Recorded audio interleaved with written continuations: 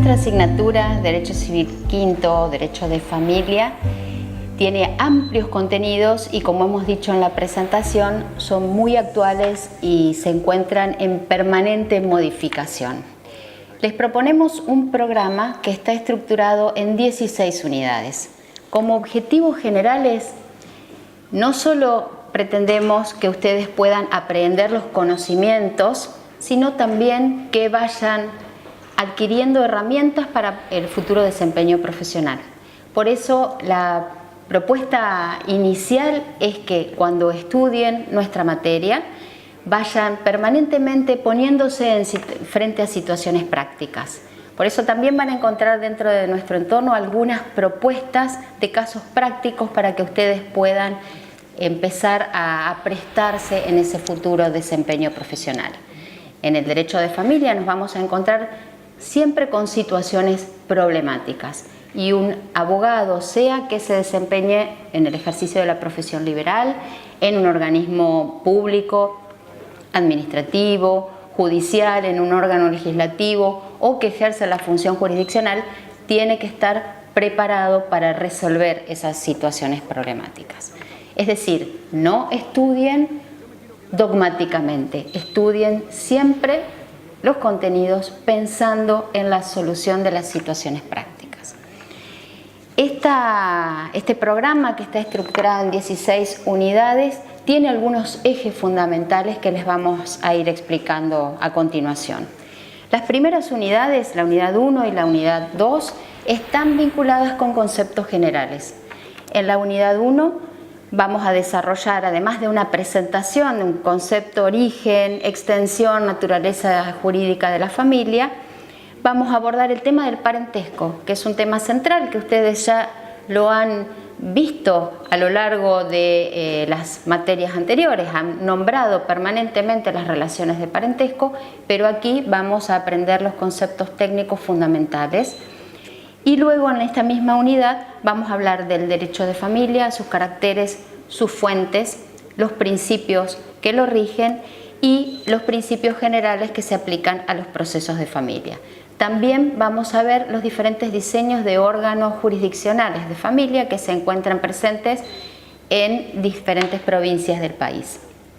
En la segunda unidad continuamos con esos conceptos generales y analizamos derechos subjetivos familiares, acto jurídico familiar y Estado y acciones de Estado. Estos son temas básicos que vamos a ir retomando a lo largo del estudio de los otros institutos en particular.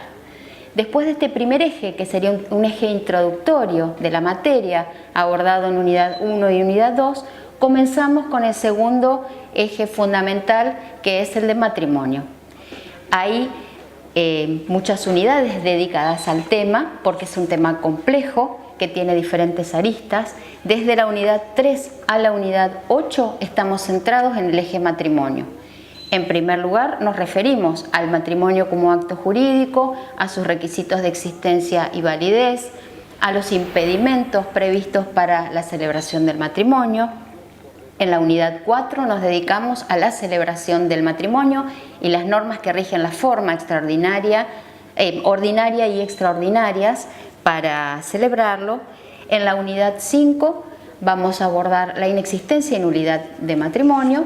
Aquí ustedes ya pueden empezar a aprovechar esas herramientas prácticas que les proponemos en la resolución de casos, en el planteo de situaciones y en la lectura de jurisprudencia.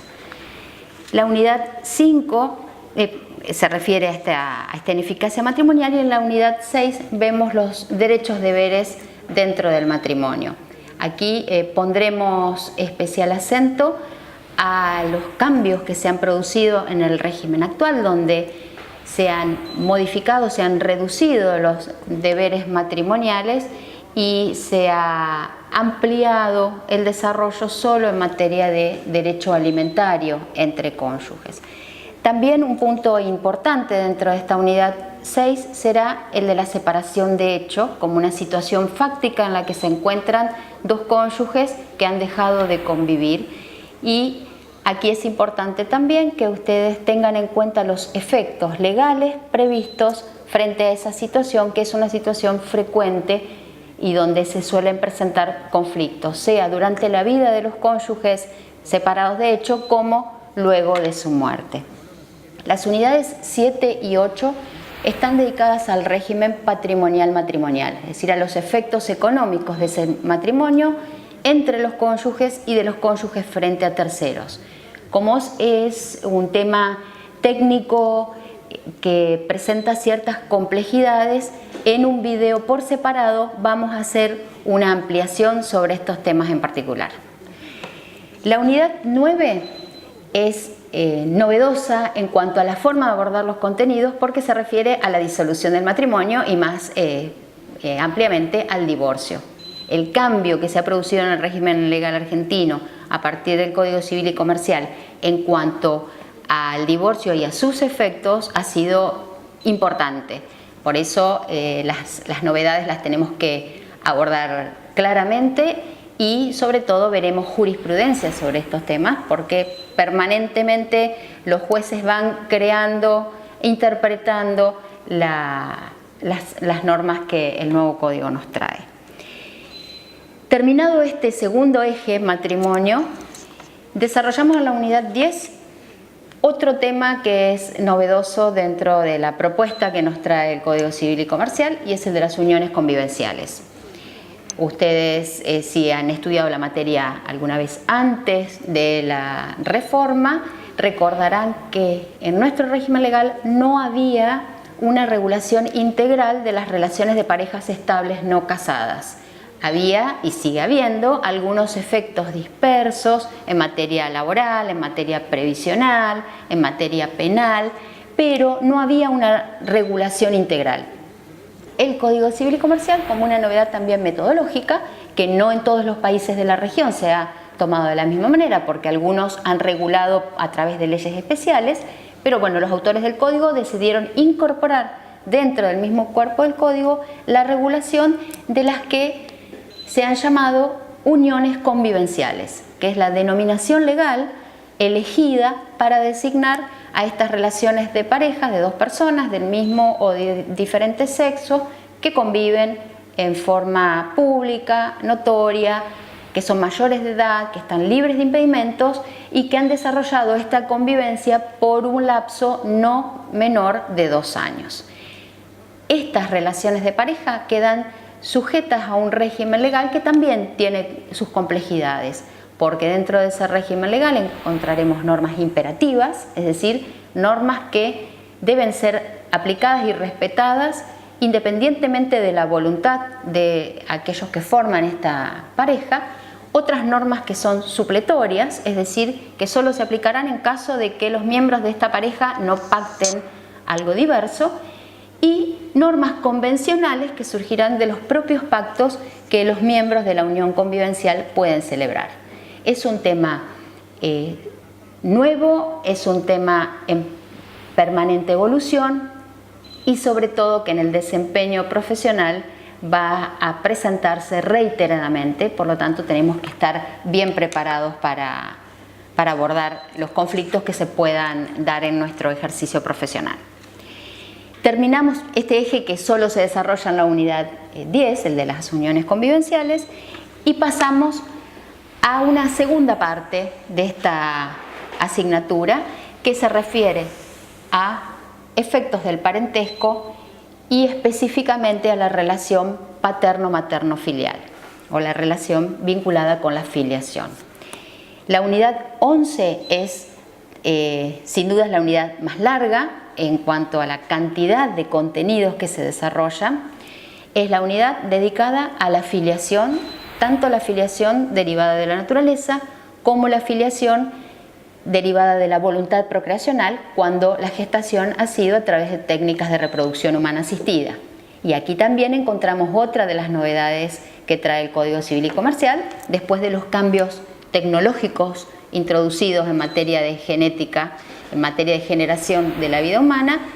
Nuestro código aprende esa novedad incorporando y regulando una nueva fuente de la filiación, que es la voluntad procreacional, o como la llama el código, técnicas de reproducción humana asistida. En realidad, las técnicas son los medios a través de los cuales se produce esta gestación, pero el vínculo jurídico paterno-materno-filial nace, se determina por la voluntad procreacional y por eso de esa manera la hemos designado en nuestro programa, como la hacen muchos autores de la doctrina nacional. Dentro de esta misma unidad 11 también se desarrollan todas las acciones de reclamación y de impugnación de la filiación por naturaleza, que tienen sus complejidades, y también sobre estos temas ustedes van a encontrar algunas presentaciones PowerPoint, guías y jurisprudencia y casos prácticos. En la unidad 12 seguimos con la filiación, pero con otra fuente de la filiación, que es la filiación adoptiva o adopción, que presenta dentro de la regulación de nuestro Código Civil y Comercial novedades importantes en cuanto a las diferentes etapas procesales que deben cumplirse hasta constituir el vínculo a través de la sentencia de adopción. Como una observación para el momento en que aborden el estudio, vamos a tener que hacer una vinculación entre los temas relacionados con la filiación adoptiva y el sistema de protección integral de niñas, niños y adolescentes, porque en muchos puntos la intervención previa de los órganos administrativos frente a una situación de vulneración de derechos de niños o adolescentes desemboca o termina en una declaración judicial de situación de adoptabilidad de estos niños, y ahí se ponen en marcha los demás mecanismos jurisdiccionales para llevar a la adopción. Si bien ya aclaramos que la adopción no solo es de menores de edad, aunque principalmente es de menores de edad. Las unidades 13 y 14 conforman otro núcleo temático que está vinculado con los menores de edad. La unidad 13 se dedica a la responsabilidad parental para aquellos que habían visto la materia con anterioridad a la vigencia del Código Civil y Comercial. Es la denominación legal del instituto que antes llamábamos patria potestad y que recoge en su nueva regulación parte de toda la evolución que ya había sufrido nuestro derecho civil hasta el año 2015 e incorpora otras novedades como prever efectos derivados de la relación entre lo que el Código llama progenitores e hijos afines, es decir, aquellas personas que son pareja conviviente o cónyuge de una persona que tiene a su cargo a sus hijos menores. La relación que se establece entre esta pareja conviviente o conyugal y los hijos del otro es la que determina efectos que antes no estaban previstos. Esto es otra novedad interesante, junto con otras figuras nuevas como las de la delegación de la responsabilidad parental y la regulación legal de la guarda judicial, que antes era una figura pretoriana y no tenía una regulación dentro de nuestro código. En la unidad siguiente, la unidad 14, la dedicamos a la tutela y a la curatela. La mayor cantidad de contenidos de esta unidad se refieren a la tutela como una institución, es la tutela general, una institución subsidiaria de la responsabilidad parental, y la tutela especial, que puede coexistir con la responsabilidad parental o con la tutela general. En cuanto al último punto referido a la curatela y sistemas de apoyo, hacemos una aclaración para que aquellos, obviamente ustedes ya todos han rendido parte general y ahí se dedicaron ampliamente al estudio de la capacidad y de las restricciones a la capacidad. Y habrán visto que dentro del Código Civil y Comercial hay un cambio rotundo en el abordaje de estos temas. Lo que nosotros retomamos dentro del derecho de familia es solamente algunos puntos referidos a la designación de curador o designación de apoyos y a las reglas aplicables. No retomamos lo que ustedes ya han visto sobre normas, pautas de fondo y procesales para la declaración de restricción de capacidad. La unidad 15, que conforma otro de los ejes, se refiere a dos efectos emanados de las relaciones de familia: el derecho alimentario y el derecho de comunicación. Si bien la unidad no es amplia, el desarrollo dentro del Código Civil y Comercial tampoco es muy amplio. En la práctica profesional, ustedes ya van a ver que los conflictos vinculados con alimentos y con regímenes de comunicación son los que cubren un porcentaje altísimo de los casos que se judicializan. Por lo tanto, estar preparados para abordarlos es fundamental. En la última unidad me detengo un minuto más que en el resto. Es la unidad 16 que forma el último eje. Aquí en esta unidad nosotros reunimos dos temas que no tienen una unidad como tales, sino que los incluimos dentro de la misma porque tienen en común que son regímenes especiales de protección, pero son diversos entre sí. En la primera parte de la unidad nos vamos a referir a la protección contra la violencia familiar. Aquí, como les anticipaba en el video de presentación, la regulación está dada por leyes locales. Hay una ley nacional aplicable en el ámbito de Ciudad Autónoma de Buenos Aires y cada provincia tiene su propia legislación. Ustedes pueden estudiar los conceptos generales de cualquier obra y ver la ley que corresponde a la provincia en la que residen o de la que son originarios, para que estén preparados para desempeñarse en esa provincia. A veces dentro de las obras generales, los manuales que les hemos sugerido, no hay un desarrollo muy profundo. No dejen de detenerse en la lectura y el análisis de las leyes.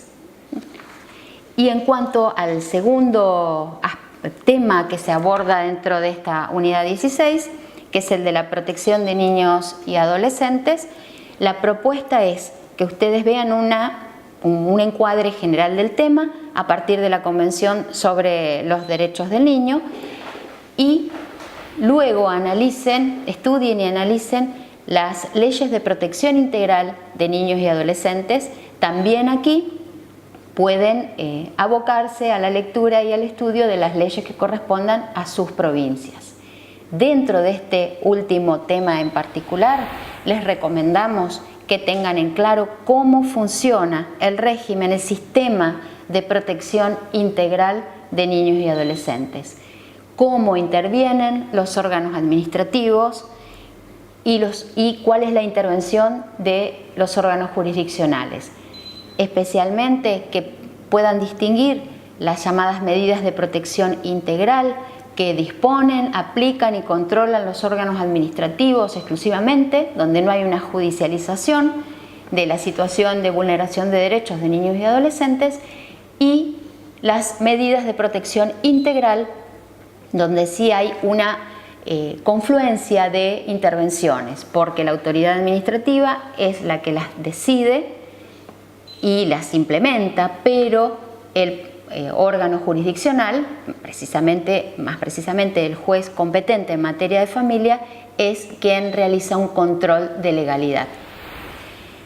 Este es el punto fundamental donde a veces en la evaluación encontramos baches, falta de formación, de estudios sobre estos temas, y por eso la recomendación de que no por ser los últimos temas dentro de la asignatura queden relegados, porque son de una actualidad, de una importancia significativa. Muchísimas gracias.